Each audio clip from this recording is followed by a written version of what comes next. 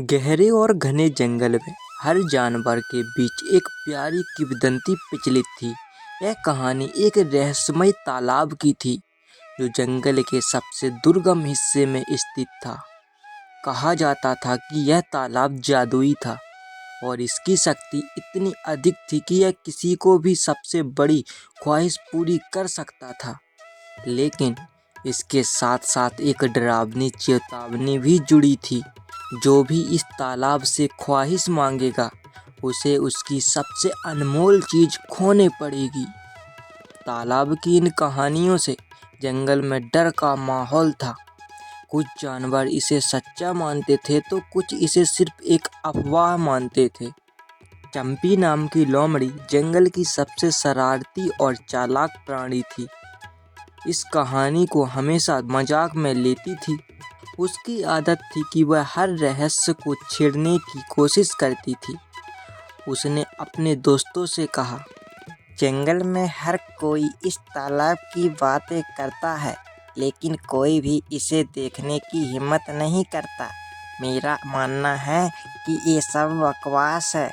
क्यों ना हम जाकर सच का पता लगाएं। उसके दो खास दोस्त बंटी खरगोश और टिंकू तोता उसके इस विचार से सहमत नहीं थे। बंटी ने डरते हुए कहा, चंपी, मुझे तो ये खतरनाक लगता है। अगर तालाब ने सच में हमें नुकसान पहुंचा दिया तो? चिंकू ने सहमति जताई, और अगर उसकी कीमत वाकई भारी पड़ी तो? चंपी हंसी। अरे डरपोक, जरा सोचा, अगर ये सब झूठ निकला तो तुम दोनों की शिकायत करने की आदत से भी ज़्यादा मज़ा आएगा। अतः चंपी ने अपने दोनों दोस्तों को मना लिया और तीनों ने जादुई तालाब तक जाने का फैसला किया। जादुई तालाब तक का रास्ता आसान नहीं था। जंगल का वह हिस्सा पूरी तरह अंधेरे से डूबा रहता था।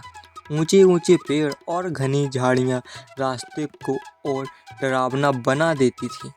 चंपी आगे आगे चल रही थी और बंटी और टिंकू उसके पीछे पीछे डरते डरते आ रहे थे। बंटी ने कांपती आवाज में कहा, मुझे ऐसा लग रहा है जैसे कोई हमें देख रहा हो।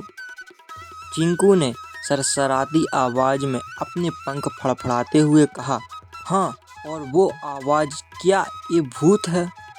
चंपी ने पीछे मुड़कर कहा, तुम दोनों तो वैसे ही डर के मारे मूर्छित हो जाओगे। अगर भूत हमें पकड़ भी ले तो कम से कम मेरी तेज चाल से बच निकलने का मौका रहेगा। उसकी बातचीत के बीच अचानक एक झाड़ी में कुछ हलचल हुई। तीनों डरकर एक दूसरे के करीब आ गए। झाड़ी से एक हिरण निकलकर भागा। चंपी ने हंसते हुए कहा, बस एक हिरण था। तुम दोनों तो सच में डर गए हो। तुम डरपोक हो। वे जादुई तालाब के पास पहुँचे। वहाँ का नज़ारा रहस्यमय था।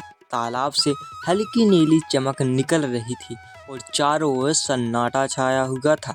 जैसे ही चंपी ने तालाब के किनारे कदम रखा, तालाब में हलचल होने लगी। पानी में लहरें उठीं और एक चमकीला चेहरा उभर आया। वह चेहरा ना तो पूरी तरह इंसानी था, ना जानवर का। उसकी गहरी आंखें सीधी चंपी की ओर देख रही थीं। उसने गंभीर आवाज में पूछा, कौन हो तुम जो मेरी शांति को भंग करने आई हो? बंटी और चिंकू पीछे हट गए, लेकिन चंपी ने अपनी चालाकी नहीं छोड़ी। उसने कहा, मैं चंपी हूँ, जंगल की सबसे चतुर लोमड़ी, और ये मेरे दोस्त हैं। हम देखना चाहते थे कि तुम्हारे बारे में जो अफवाह सुनी है वो सच है या झूठ। राक्षस ने मुस्कुराते हुए कहा, यहाँ कोई अफवाह नहीं है। मैं तुम्हारी ख्वाहिश पूरी कर सकता हूँ, लेकिन याद रखना, हर ख्वाहिश की कीमत होती है। क्या तुम तैयार हो? चंपी ने थोड़ी सोचकर कहा, मुझे फल फूल चाहिए, हर समय और कभी भी खत्म ना हो। राक्षस ने गहरी हंसी के साथ जवाब दिया, तुम्हारी ख्वाहिश पूरी हो सकती है, लेकिन तुम्हें अपनी सबसे बड़ी ताकत खोनी पड़ेगी। क्या तुम सहमत हो? चंपी ने आत्मविश्वास से कहा, मुझे कोई परवाह नहीं, करो मेरी ख्वाहिश पूरी। जैसे ही चंपी ने तालाब के पानी को छुआ, चारों ओर एक रहस्यमयी रोशनी फैल गई। अचानक उसके सामने खाने का ढेर लग गया, जिसमें अनेक प्रकार के फल फूल थे। चंपी ने खुश होकर कहा, ये तो सपना सच होने जैसा है। लेकिन तभी उसे महसूस हुआ कि कुछ बदल गया है। बंटी और टिंकू उसे अजीब तरीके से देख रहे थे। बंटी ने कहा, चंपी, तुम्हारी आवाज़ को क्या हुआ? चंपी ने बोलने की कोशिश की, लेकिन उसकी आवाज़ धीमी और बेवकूफ़ भरी हो गई थी। उसकी बुद्धिमती गायब हो चुकी थी। अब चंपी अपनी चालाकी और तेज तर्रार बातों के बिना असहाय हो गई थी। उसके दोस्त उसकी मदद करने के लिए राक्षस के पास गए। राक्षस ने कहा, तुम्हारी चालाकी लौट सकती है, लेकिन तुम्हें अपनी गलती का एहसास होना चाहिए।